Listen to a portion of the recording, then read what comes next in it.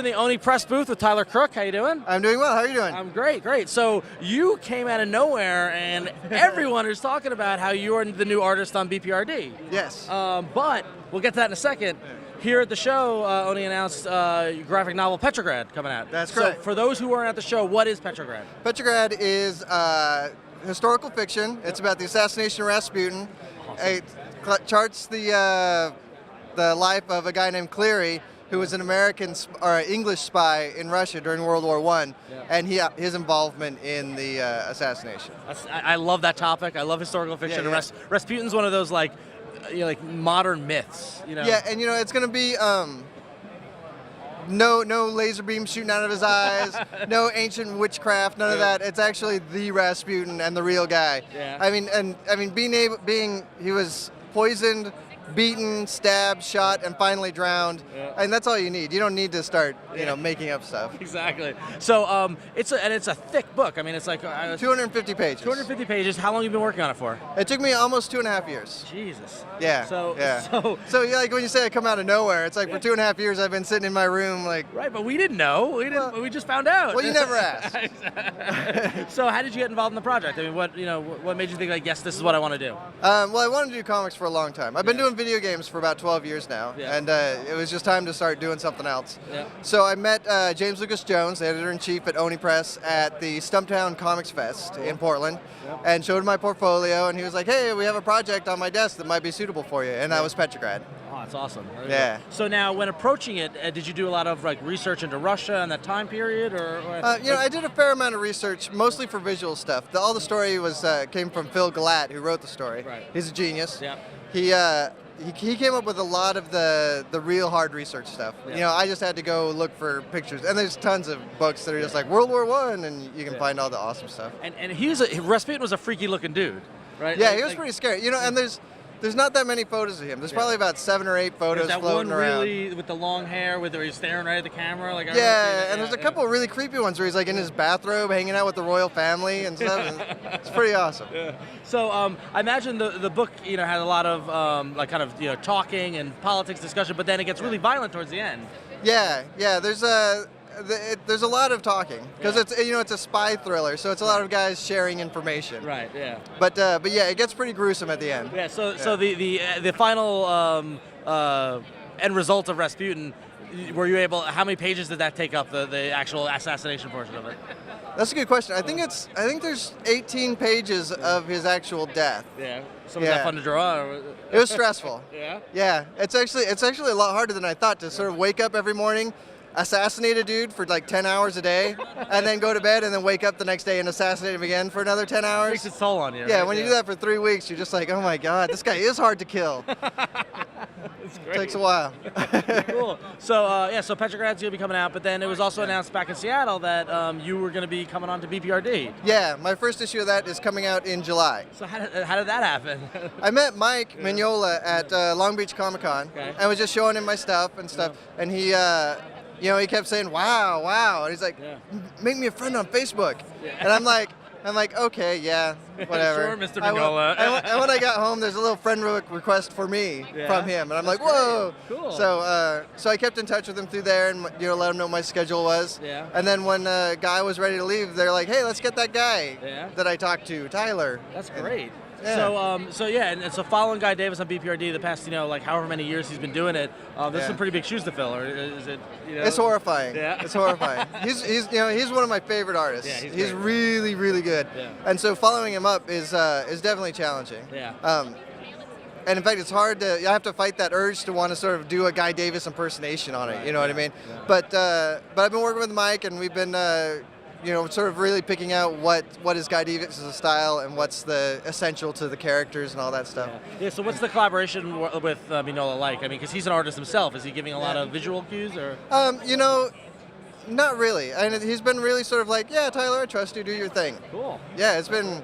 It freaks me out when he does that because I want him to be like, no, Tyler, do it like this. But he's been really good. He's been really fun to work with. Excellent. Yeah. So, and I believe, and you're keeping it in the Oni family. You're going to be pitching in on Six Gun soon, right? Yes. End of August is a fill-in issue I did for Six Gun number 14. Cool. that was fun. It's in continuity, but also sort of adds backstory to one of the characters that you're going to be seeing soon. Yeah, excellent. And working with Cullen, I was cool with his scripts. I mean, that's such a great book. I mean, that's another. This past year has been. Yeah, that's one of been like our #1 recommendation books. So. Yeah, and my fill-in issue is particularly, I think, was a really nice sort of fun story. Yeah. So yeah. Excellent. Cool. We'll be on the lookout for that. PETROGRAD, B.P.R.D. and. Yeah. July is B.P.R.D. is when my first issue comes out. PETROGRAD comes out August 4th. I gotta look over there. And the Six Gun is the end of August. Excellent. Well, and I'm sure you're gonna be doing tons more work after that, so we'll be on the lookout for it. I sure hope so.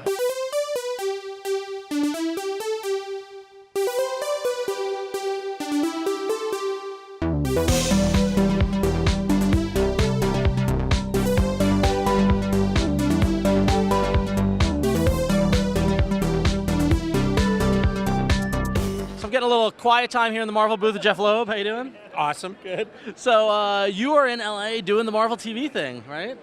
Yes, I did. I woke up about a year ago, and I went from being comic book boy to head of Marvel Television. Not bad, not bad. So. No, not at all. Joe Quesada, when we were in Chicago, I threw myself on the grenade, which is, why our book's late. True. And I was right out there, I just said, look, we are working on Cap. This is going to answer a question that we're probably going to get to. Yeah. We are working on Cap White. I know. We want to make sure. I heard it was dead. It's who told you that? I heard the internet. The internet, of course, exactly. The mother of all lies. Exactly. No, it's not dead. Damn it! God, there's a movie coming out. I know. No, we're working on that, and. Jessica Campbell turned in a new page on Spider-Man,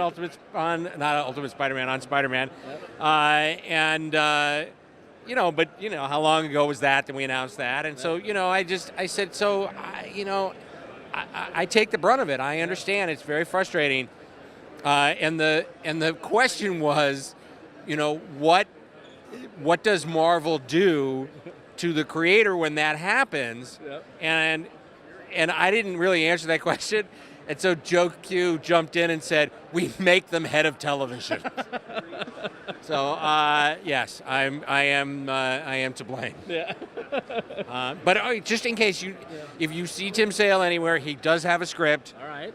He should be drawing. If you see J. Scott Campbell, who's here at WonderCon, he does have a script. So while I usually take the blame for it, I'm not doing that this time. Well, it's got to be good that, these projects that were announced a long time ago, fans still want them. It's still very much in demand. Look, and while I would like to take credit for it, I also have to believe that these are enormously talented artists, and I'm very lucky to get to work with them, and so and I think people want to see Tim draw Captain America. I think people want to see Campbell's Spider-Man. I think those are big, exciting properties. I can tell you that with Ultimate X, Arthur is halfway through the last issue of the first arc, and it does have a super cool.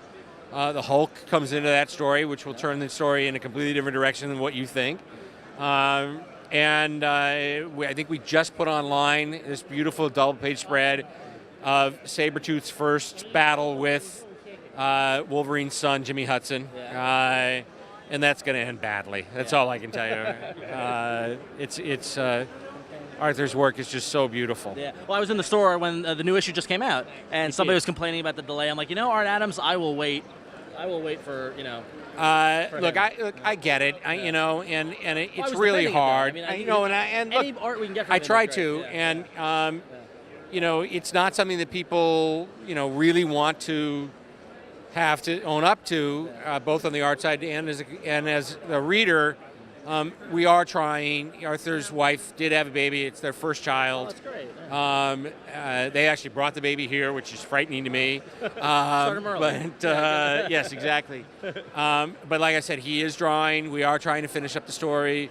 It is beautiful, and I'm very proud of it. And all I can do is thank everybody for being patient. That's all I can really do. I don't have any other explanation. Fair enough. So on the TV side, I'm hearing good things from Bendis and the like about the Spider-Man cartoon. How's that coming along?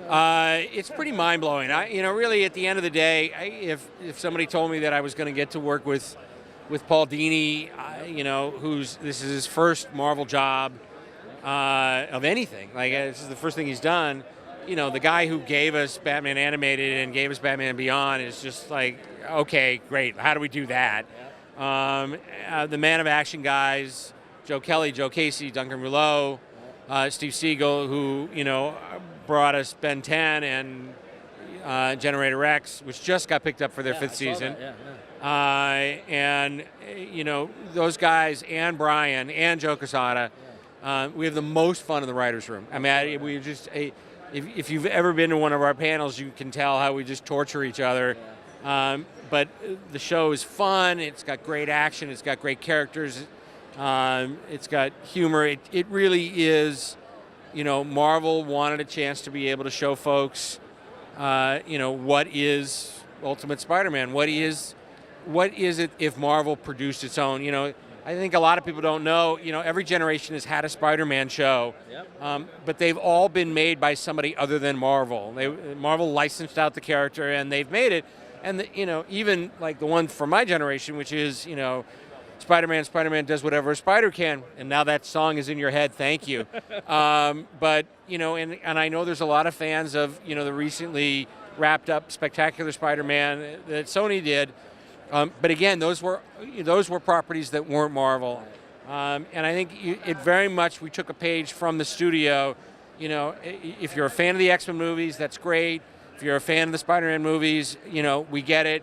If you're a fan of the Fantastic Four movies, the Daredevil movie, Ghost Rider.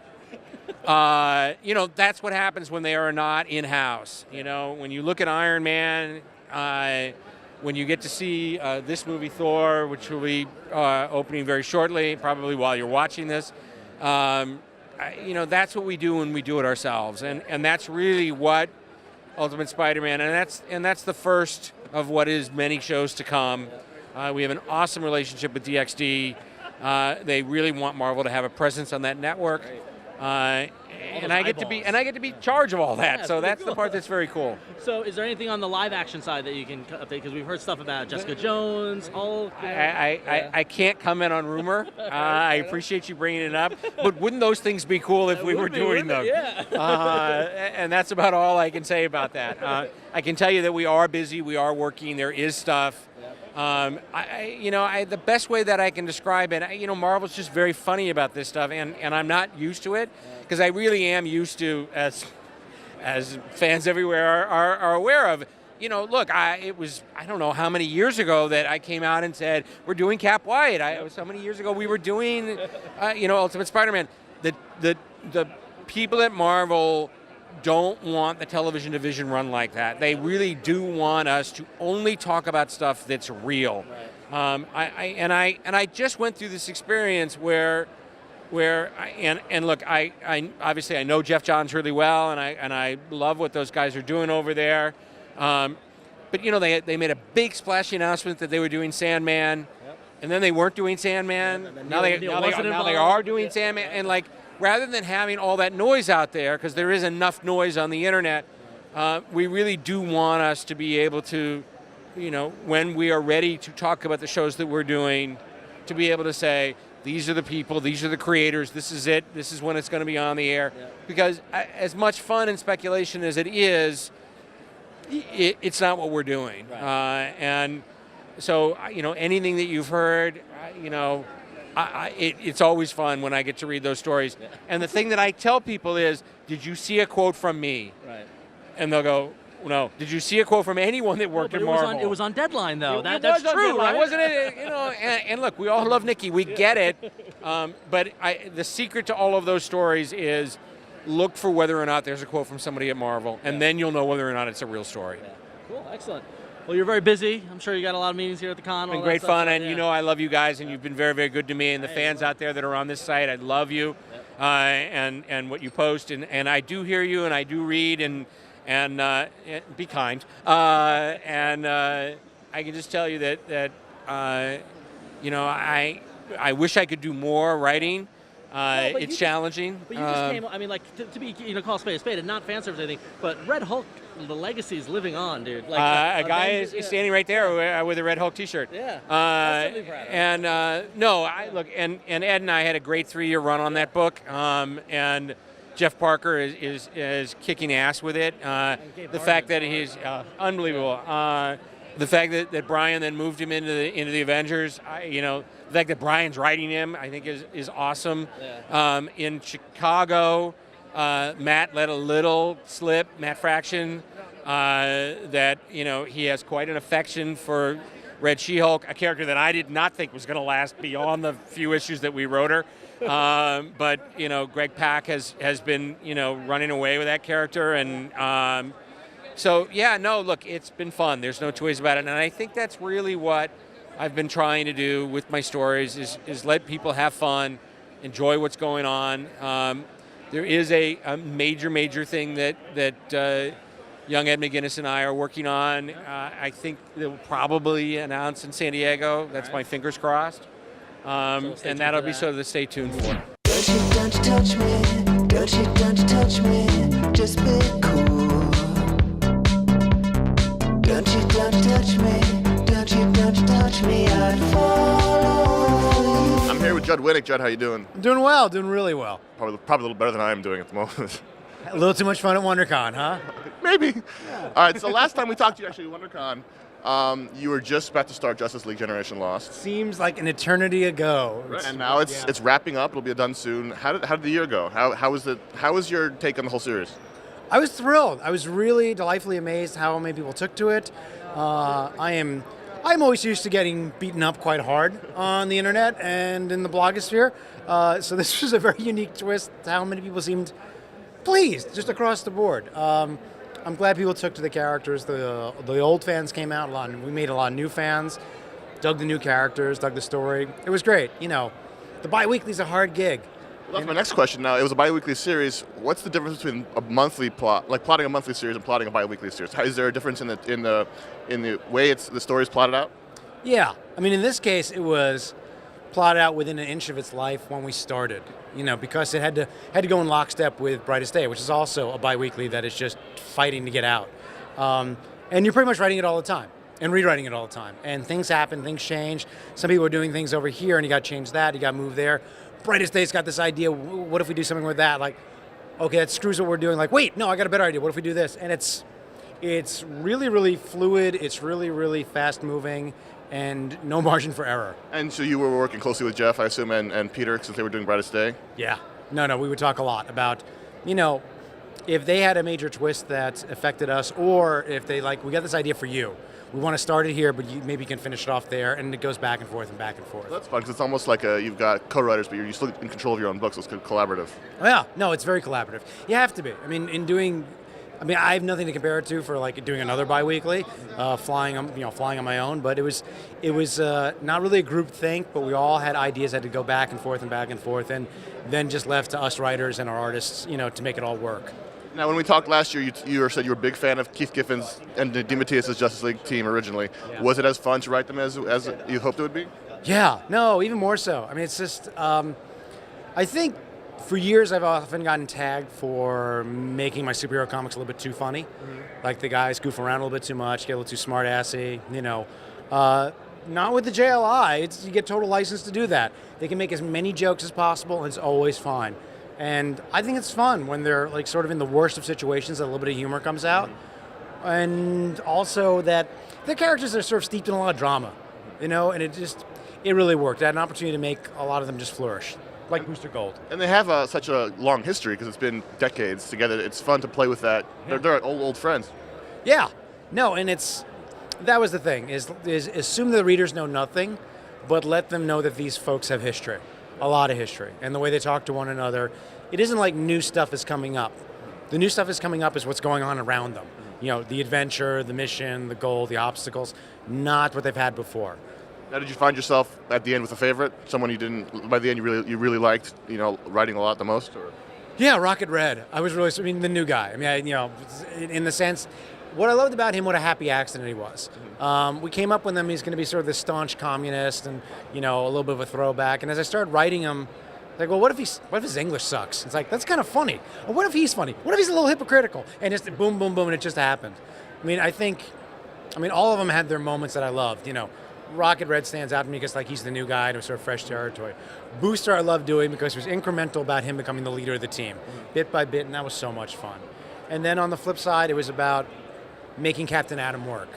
I was so happy about how many people said, I never liked Captain Atom. I never liked him either. Exactly. He was good in the series. Me either. You know, and you go Wikipedia Captain Atom. Go Wikipedia Captain Atom. It's like the Constitution times 12. It's the longest, most convoluted, goes on and on and on. So I want to pare it down and figure out what makes him tick and what would be interesting to see. And this kind of tortured hero made it interesting for me. I just was rereading the JLE trade that came out, that he's the leader of that team, and he's such a stick in the mud. And it's not even fun, but it was good. In your book, he became more like more one of the guys, I guess, more one of the team. Yeah, that's what I wanted. I made the decision that he's not going to be the leader, and well, I've talked about it before. At one point, I'm just asking, like, can he turn back to human form at all? It's like, no, he's silver all the time. It's like, yeah, what goes on in there? It's like, well, I think he's like, we're just kicking around. I think he's mostly energy. It's like, he's not a human being anymore. Oh no, he's not the leader. Not only that, it's just, he's screwed. His horrible existence. Let's get into that. What's it like to know that you're, you know, a living weapon, that you're not a human being anymore. Let's do that. And I think people really latched onto that. He's got a tragic element to him. Yeah, no, he's a great tragic hero. You know, instead of being former military douchebag. You know. So now you had basically 2 years worth of books in 1 year with this book, but you also had Power Girl, which also crossed over a bit with Justice League. Was that intended originally, or something you came across as you were writing both? I need to weave this into Power Girl. No, that was it from the jump when they came to me to take over Power Girl, which was something that was a little bit of a Herculean task. I mean, I thought to follow Jimmy and Justin and Amanda on their really, really terrific run. I didn't want to come in and I couldn't do just more of the same. I felt that like it needed something else. So it will be funny, it'll be light, it'll be very faithful what they're doing, but I wanted it somehow to have just, you know, some kind of special sauce. Mm-hmm. And when I was kicking it around, I realized, well, she's in the JLI.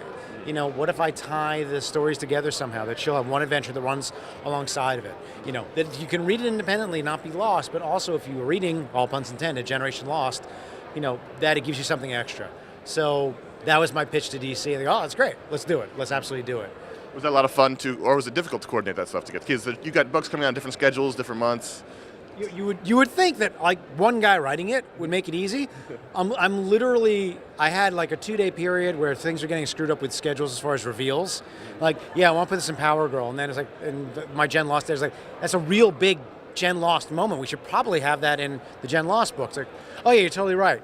Okay, well, let me do this here. It's like, wait, that's not coming out until you're ahead of yourself in Power Girl. That's the reveal. Like, shit. It's like, it's me sitting on my laptop, emailing back and forth with my two editors. It's not like an argument with another writer. It's my ass not making this shit work. So it was a little harder than I thought because it got a little wonky in there as far as this one, that one, and that got delayed like a week. So Power Girl's got to push forward, and like, is Sammy Bossy done yet?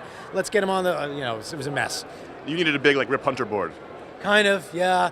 But I think it just would have been more lines intersecting and more note cards. There's just been, for a little while, it got a little hairy. So let's talk about Power Girl a bit. Now, you, as you said, the run before you was fantastic. People really loved it. You've kept the light tone. What is it that they did to make Power Girl such a unique character? Because she's at the point now where when she's not in your book, she seems kind of off in other books. She's such a unique, specific character. Who's Power Girl?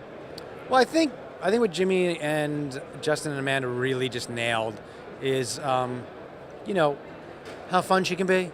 You know, it's not just like, okay, she's kind of a poor man's Supergirl with big boobs and that's it, and she's supposed to be tough. It's like, what's the fun in that? I think what they found that is she can be extremely tough and self-deprecating and funny, and just funny in her own right. And I think it'd be nice if across the board people sort of got her sarcasm, got her self-deprecating humor, which is what we're doing there. You know, it gives her, she's kind of a blank slate elsewhere. It's kind of a blank slate before, Jimmy and Justin and Amanda got to her. They did a really great job in defining her as someone who is, funny, self-assured, self-deprecating, a kind of a modern woman, considering that she's like a 6-foot-tall superhero. She seems more well-rounded than a lot of superheroes. She's got a full life. She's got I mean, the story was almost as much about her company and her personal life as it was her superheroing. Yeah, I think for a long time Power Girl was just Power Girl, and we lost the Karen star of it all, and the guys and Amanda gave her, a secret identity, which is something I want to run with even further, and which is what we're working on now, that maybe her secret identity isn't quite as secret as she makes it out to be. Like, you got to work a little harder at this. That's something that she just had a conversation with Superman. She does stick out. Yeah, I mean, when she's not Power Girl, she's just Power Girl wearing a suit. And that doesn't really fly. And also, there's an aspect of the personality. Like, who do you want to invent and who do you want to become? And I think I just pointed out in the last issue that she really hasn't had, like, sort of any kind of a dual life. Like Clark Kent points out that, and in my opinion, other people disagree, Superman is his alter ego. Clark Kent is who he is. I mean, I always remember that from when I was a kid. I always thought that was an amazing moment. Well, the first time I ever heard him say, like I'm Clark Kent. It's like, I was raised by, Mom and Pa Kent in Smallville. That's who I am. And that's who he was for the first, ignoring Superboy stuff, let's say 18 years, 19 years of his life before he became Superman. So that's a costume he puts on. With Power Girl, no, she's always kind of been Power Girl. So it's sort of like hard to figure out what the other side would be. Now, Batman showed up a lot in Power Girl, and JLI. Yeah. Or I keep calling it Generation Lost. Yeah. And you wrote Batman in the past. You're writing Batman again. Yeah. I like Batman. So any excuse to put him in there and make him work, it's fucking Batman, so he works in any way, shape, or form. So, yeah, I'm coming back to Batman and Robin for a 3-issue arc, which is the return of Jason Todd. So returning to old territory on many, many levels. So do you get the Jason Todd call? Is that from DC? We're bringing him back. The truth was, this was a storyline that we were talking about for a little while, and it was just a matter of where we're going to put it. It's like, no, Jason should come back. I think it was a combination of Jason's return in Grant Morrison's run on Batman and Robin, combined with Lost Days, which did, the Red Hood Lost Days, which did really well, and people really liked it. And we got some enormous buzz on the internet, and people were very pleased with it. And a lot of fangirls are referring to themselves as redheads, which is fun, and a few fanboys as well. So around that, everyone starts like, we should do more Jason Todd. And I kicked them to the story. I said, I got this idea about this. It's like, okay, we'll figure out if it's Detective, Batman and Robin, and we even thought about doing a mini-series, but I pushed it, said, it's 3 issues. Like, that's the story. It's like 1, 2, 3. Yeah. I don't want to pad it. I don't want to make it more than it is, but this is what it is. So that's when he finally said, no, Batman and Robin. I said, cool. Then I get to do Damian, which is awesome. Well, he's one of the most exciting new characters, I think, in comics. Have you started writing it? Is he fun? I'm done. I wrote 3 issues already. I'm done. He's way fun. I mean, it's what I like about him, and when we talk about some people, I find people say he's snotty. It's like, he's not snotty. He's pompous. He's an aristocrat. He comes from the family of Ra's al Ghul, and he just has this wonderful superior tone that, precocious is one way to put it, but you even go beyond that. I have him yelling at Batman at one point, arguing with Batman, which is something, it was just delightful. Him saying we should not be doing it. It's idiotic. It's like, and Dick at this point knows how to handle him. You gotta let him run a little bit. I'm gonna let Damian yell at me for a little bit, like, no, this is what we gotta do. It's like, no, I'll tell you what we need to do. Which is not, you don't write him like a 10-year-old boy, you write him as sort of this bizarre, precocious, out there, little mini, superhero. And what I like about Damian is he's still very much a little boy that we haven't even tapped into that one yet. That story hasn't even told yet. What's interesting is we talked to a lot of creators who write the new Batman and Robin, and they said that it's like reinvigorating because it's a new dynamic between the two characters. Yeah. After 70 years, they finally there's a new thing to play with. Yeah. Oh no. I mean, between Dick Grayson, which is, I play Dick 2 ways. When he's Batman, he is Batman. When he is not engaged with the bad guys or whatnot, he's around just Damian or other people who know that Dick Grayson's in there, he's still Dick. He'll make a joke. He'll smile. He's in there. He's still the same person. It's not like I put on the cowl and I am the Dark Knight. It's like, no, he's still Dick Grayson. And that combined with, that we no longer have kind of a smart alecky Robin who can still be funny. That's what I think. It's really interesting that Damian can be really, really funny, but not because of the quips, not because of, smart-ass remarks. It's because of, how vicious he can be, how biting he can be, how austere and self-important he can be. A self-important 10-year-old is a fun thing to write. So now, what else you got coming up? Anything else important, exciting? I cannot talk about it at all. Drink. I can talk about just pretty much what we got, which is Power Girl, the end of Gen Lost, and Batman and Robin. There's many fun things on the horizon, which will be announced soon. But beyond that, I can freely say I cannot talk about it at all.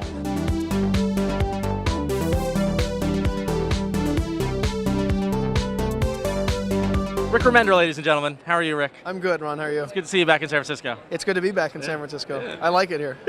So we last talked in San Diego when X-Force was announced. On video we did. We talked briefly. Yeah. But now it's come out, and it was a #1 book, and it's a book that everyone's talking about. You made X-Force a hit again. I think Jerome had a lot to do with that.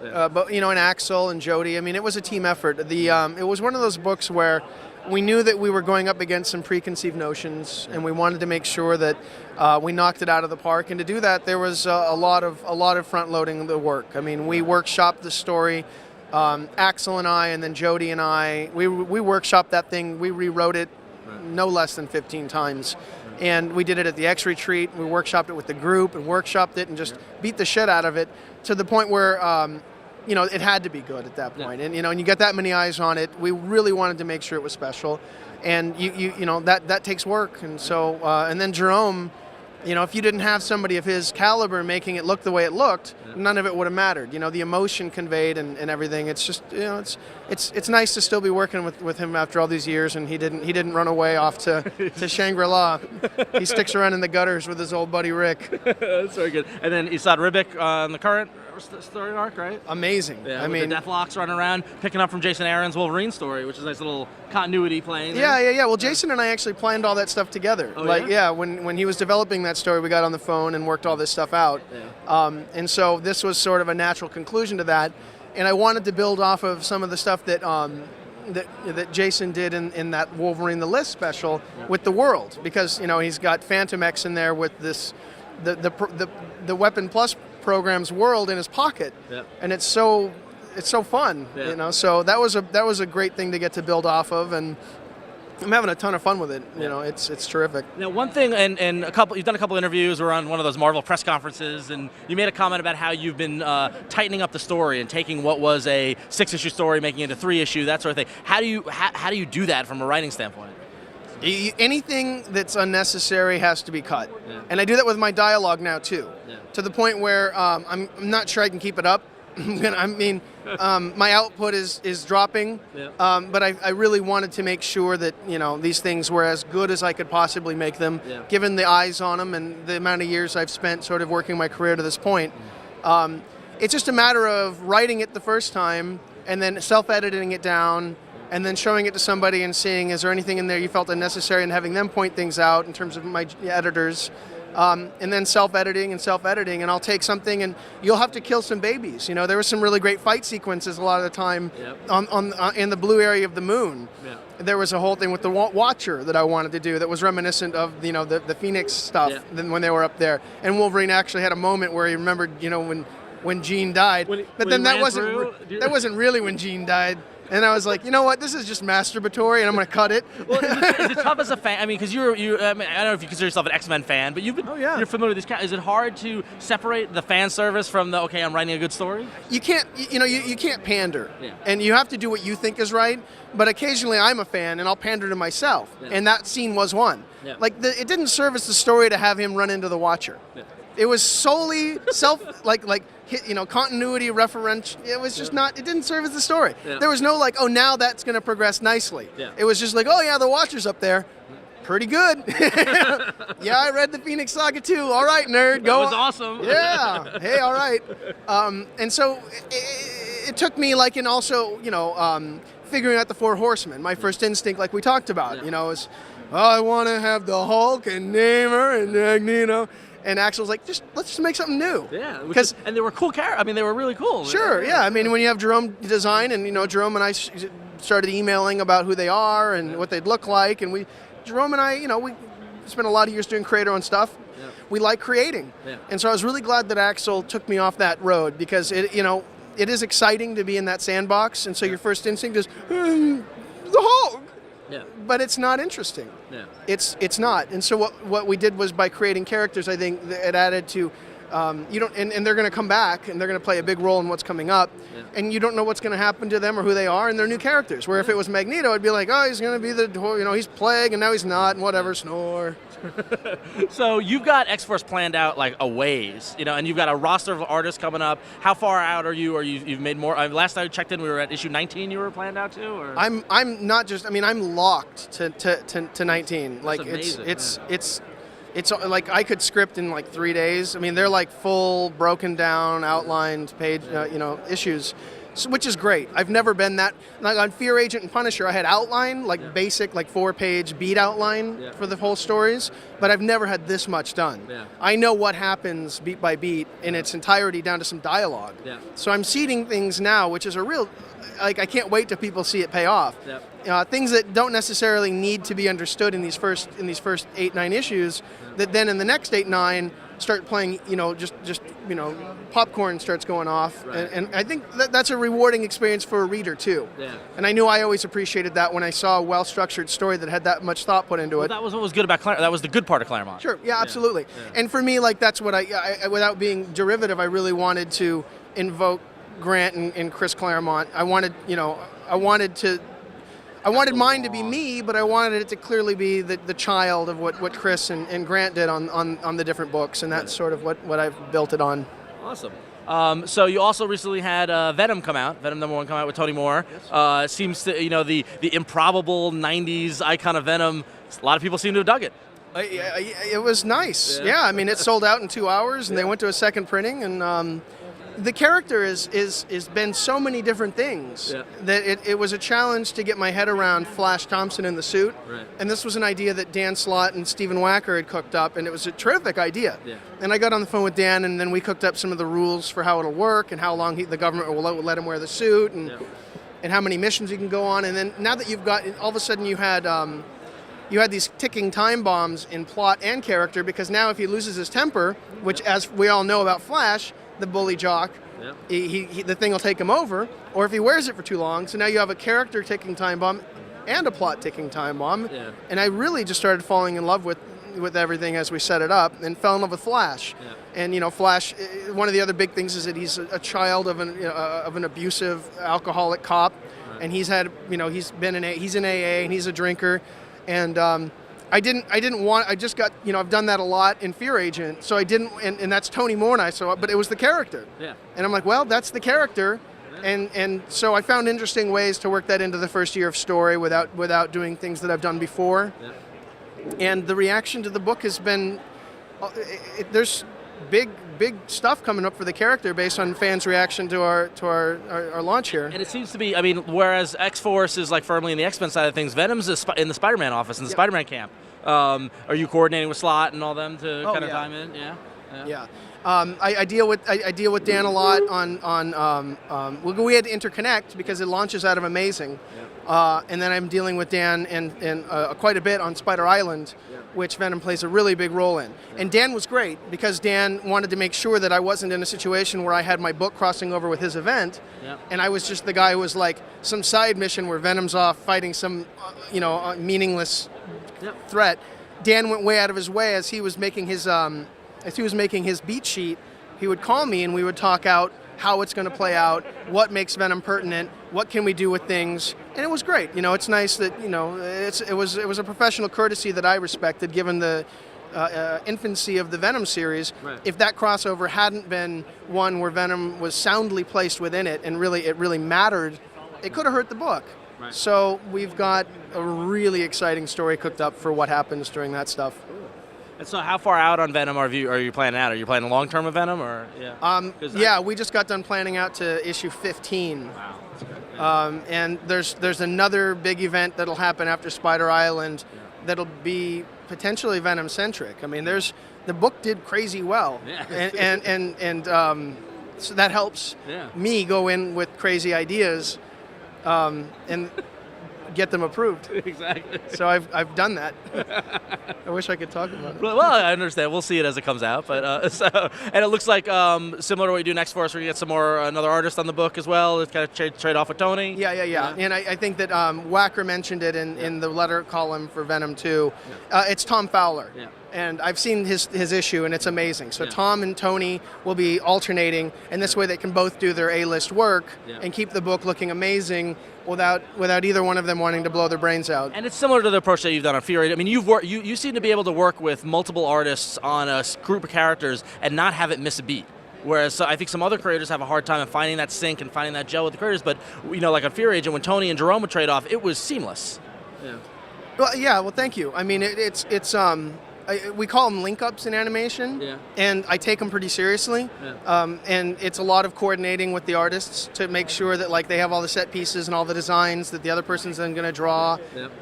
And once you organize it and coordinate it with them and get those visuals sort of locked down, it's not that hard when you're working with guys like Tony and Jerome. They're just so good that they know. Most of the time Jerome will email me. Just emailed me last night with 3 link-ups that I missed. And dealing with the Dark Angel Saga stuff that we're doing in X-Force, that'll be Mark Brooks for 3 issues and then Jerome for 5. And I'm currently working with Billy Tan and Esad.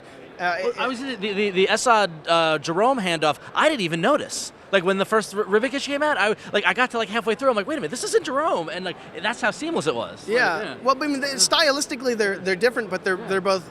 And I don't throw this around loosely. They're both legitimately geniuses. They just are.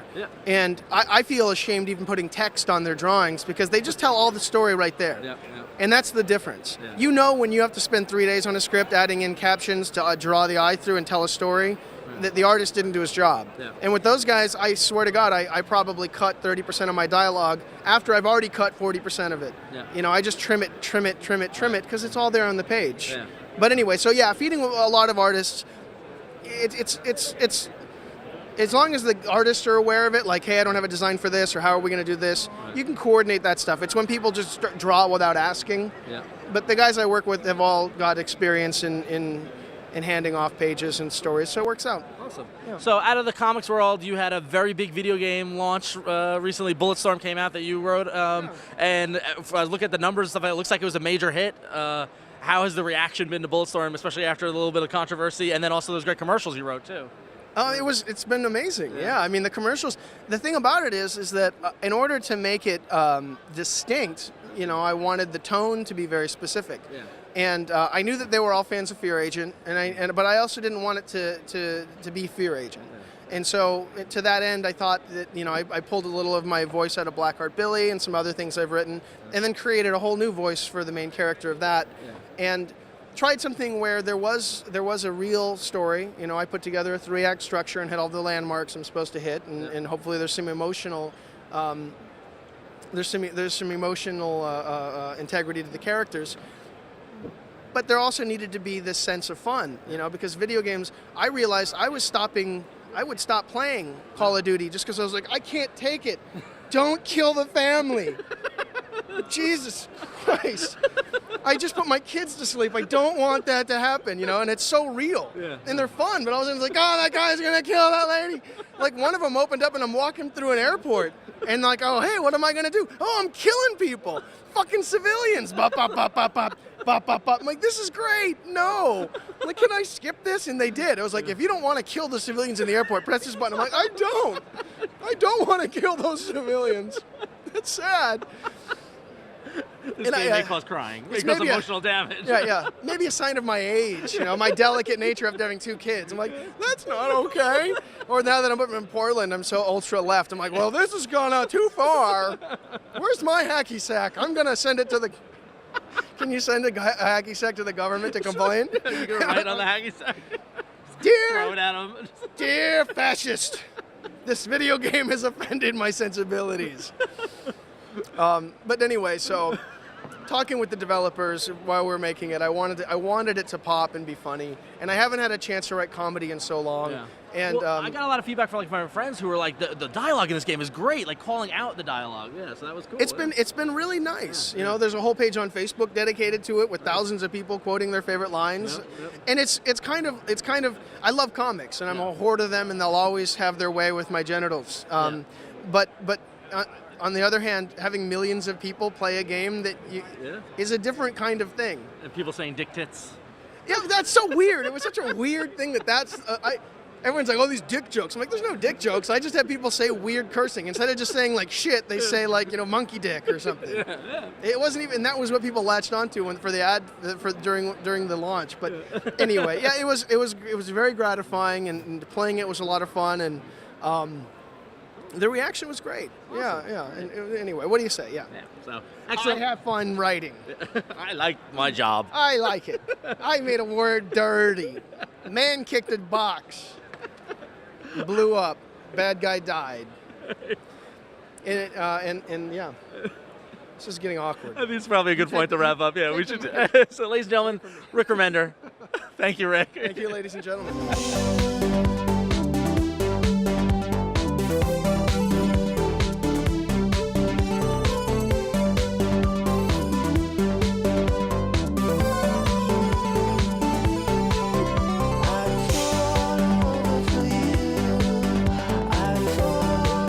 We did it! We survived! That wraps up our marathon coverage. This is part 2 of our WonderCon coverage. It's our 3rd con of the month. 3rd con in 5 weeks. How many episodes? 6 episodes between Emerald City, C2E2, and now here at WonderCon. This has been a great month for comics. It's kicking the year off. It's not going to stop here. So we have one next week then? No, we're done. We're done until San Diego, thankfully. Probably. We might go to another show, but stay tuned. Keep watching iFanboy Video Show for more great comics talk. We got all these movies coming up next. We got Thor. We got Green Lantern, X-Men. Captain America, X-Men. It's going to be great. So between now and San Diego, definitely stay tuned. You want to keep on watching. You can find us at iFanboy.com. You can also follow us on Twitter, twitter.com/iFanboy. Email us at contact@iFanboy.com. And call our voicemail line at 888-FANBOYS, which is 326-2697. Let me tell you, 3 cons in 5 weeks, murder on the feet. It's a lot. Hurts. I have con feet, permanent. It's a disability I'm going to be applying for. Oh, it's awful. We'll see you next time.